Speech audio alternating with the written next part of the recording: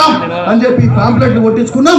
మరి 28 నుంచి నాకు ఆ రోజు 27వ తారీఖు నాకు కాలు ఎరిగే వరకు మరి కాలు ఇరిగితే బాధ కంటే ఎక్కువ ఈ రచ్చబండ ఎట్లా చేయాలనే బాధ నాకు ఎక్కువ అనిపించిన సందర్భం అది.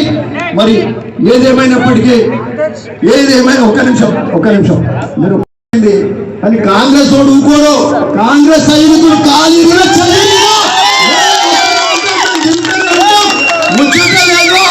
ఈసారి సంగతి తాడో పెడో తెలుసుకునేదే అని చెప్పి ఈసారి కాంగ్రెస్ శ్రేణులు డాక్టర్ చెప్పిండు 45 రోజులు ఎక్కడ పోతారు.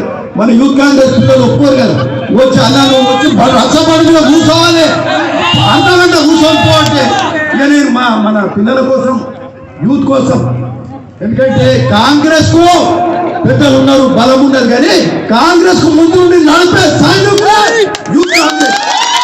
యూత్ కాంగ్రెస్ కోసం పిలిస్తే మనం రాకుండా ఉంటే ముచ్చట లేదు. కాబట్టి ఈరోజు వచ్చిన లేదు, ఈసారి సంగతి తాడో పెడ తెలుసుకునేదే అని చెప్పి ఈసారి కాంగ్రెస్ శ్రేణులు డాక్టర్ చెప్పిండు 45 రోజులు ఎక్కడ పోతారు.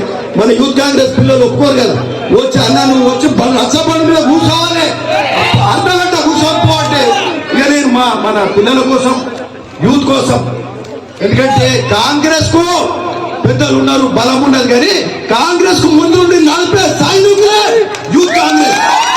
యూత్ కాంగ్రెస్ కోసం పిలిస్తే మనం రాకుండా ఉండే ముచ్చట లేదు. కాబట్టి ఈరోజు వచ్చినాం, వాళ్ళ కోసం నిలబడ్డాం. మరి వాళ్ళ తర్వాత రేపటి సెలవు తీసుకుంటా. ఈ నెల రచ్చబండ చేయకుండా మళ్ళీ వచ్చే నెలకి వెళ్ళి వరుస పెట్టి ఒక్క ప్రోగ్రాం ఉంటుంది, అనేక ప్రోగ్రాంలు ఉంటాయి. ప్రతి ఒక్కరికి అండగా ఉంటుంది, ప్రతి ఒక్కరికి ధైర్యం ఇస్తాం. ఈరోజు రాహుల్ గాంధీ గారి భరోసా ఉంటుంది, రేవంత్ రెడ్డి గారి ధైర్యం ఉంటుంది, వెంకట రెడ్డి గారి అండ ఉంటుంది, అనిల్ కుమార్ రెడ్డి కూడా ఉంటాడని ఈ సందర్భంగా చెప్తా ఉన్నాం. ఓకే, ఏదేమైనప్పటికీ మరి యొక్క కార్యక్రమాన్ని ముందుకు తీసుకెళ్ళి చేస్తూ రచ్చబండ అంశం ప్రధానంగా ఈరోజు బ్రాహ్మణ పెళ్లిలో 2 నిమిషాలు తీసుకుంటా.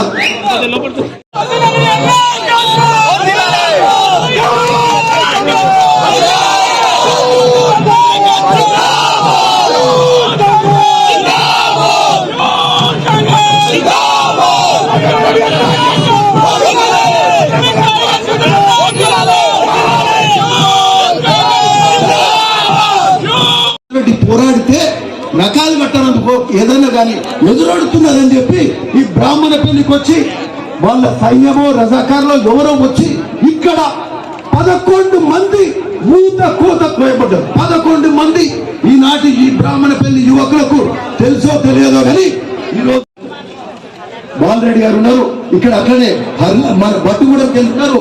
మరి అట్లనే రైన్ఖాన్ గూడ నుంచి కూడా రాజయ్య అనే ఉంటాడు. రాజయ్యనా రైన్ఖాన్ కూడా రాజయ్య అనే చాకలతో కూడా రేవంత్పల్లి మన మర్రి నరసింహారెడ్డి ఉన్నాడు, రైతు సంఘం అధ్యక్షుడు. ఒకసారి లేచి నిలవచ్చాయి నమస్కారం పెట్టు.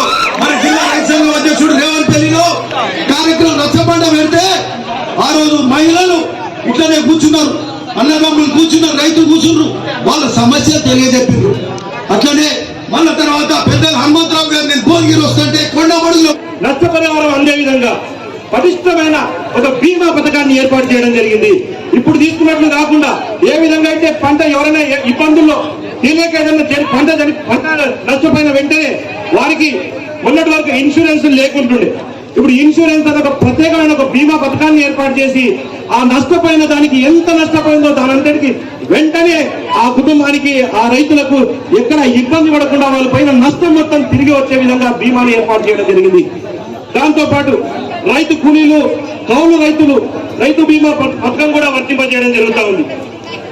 మహాత్మా గాంధీ ధరణి పోర్టల్ ద్వారా ఎంతో మంది రైతులు ఎక్కడైతే నిజాం కాలంలో నక్సలైట్లకు పారిపోయిన వాళ్ళు కూడా మళ్ళీ ఊళ్ళలోకి వచ్చి ధరణి వల్ల మా భూములు ఇవి ఇప్పుడు ఎవరెవరో భూములు చేసుకుంటున్నారు.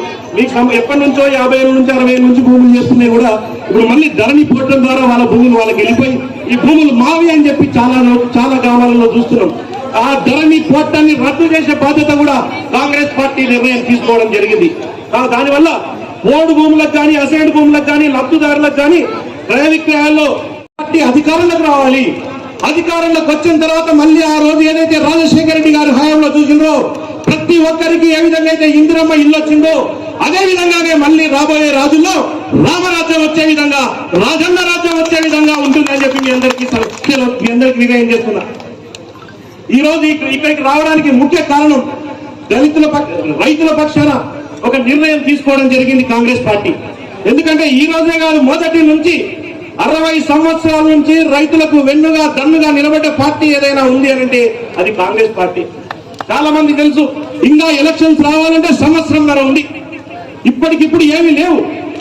ఈ సంవత్సరంన్నరలో ఈ రోజు ప్రజల దృష్టికి పోయి మీరు పడుతున్న బాధలు కష్టాలు వినడానికే ఈ రోజుకి వచ్చి మీరెవరు అధైర్యపడకండి, రైతులెవరు భయపడకండి, మీరు ధైర్యంగా ఉండండి అని చెప్పి భరోసానిచ్చి గ్రామాన్ని తిరగమని చెప్పి అక్కడ రాహుల్ గాంధీ గారు ఆదేశించి రేవంత్ రెడ్డి గారి అధ్యక్షతన మీరందరూ ముందుకు సాగమని చెప్పడం జరిగింది.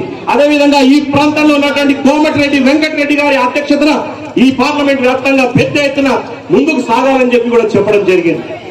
కాబట్టి రైతు భరోసా కోసం మీ అందరికీ ఇక్కడ ఉన్నటువంటి రైతులందరూ ఎవరైనా అప్పు చేసింటారు కదా, 1,50,000 2 లక్షల వరకు గ్రామాలలో మీ పుస్తల తాడులు తాకట్టు పెట్టింటారు, లేకపోతే ఏదో పొలం తాకట్టు పెట్టింటారు.